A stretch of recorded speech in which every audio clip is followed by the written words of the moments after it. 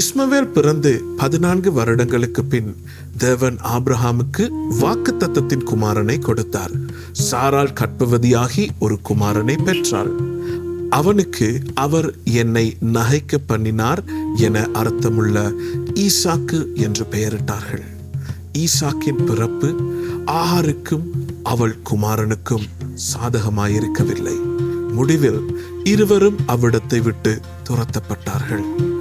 தேவன் ஆபிரகாமை நோக்கி துக்கப்பட வேண்டாம், சாராளின் சொல்லை கேட்கும்படி கூறினார்.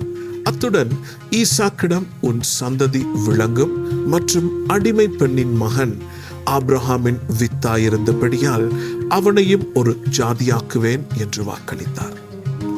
வாக்குத்தத்தத்தின் வாரிசு ஈசாக்கு என தேவன் உறுதிப்படுத்தினார்.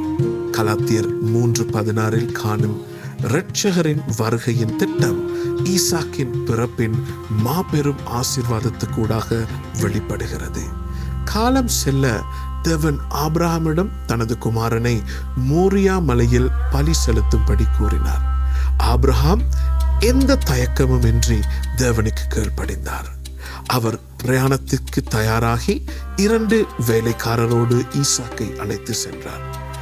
பலி செலுத்த வேண்டிய இடத்துக்கு வந்தபோது குமாரனை பலி செலுத்தும்படி கத்தியை ஓங்கவும் அதை ஒரு தூதன் தடை செய்தார். அருகில் ஒரு ஆட்டுக்கடாவை கண்டு தன் குமாரனுக்கு பதிலாக அதை பலி செலுத்தினார்.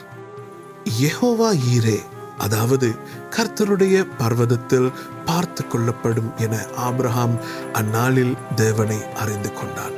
கடந்த காலத்தில் ஆபிரகாம் தேவனை சந்தேகப்பட்டும் அவருடைய வழிமுறைகளுக்கு கீழ்ப்படியாமல் இருந்ததற்கும் முரணாக இங்கு அவர் இறுதி முடிவை அறியாமலே தேவனை முற்றுமாய் விசுவாசிப்பதை காண்கிறோம்.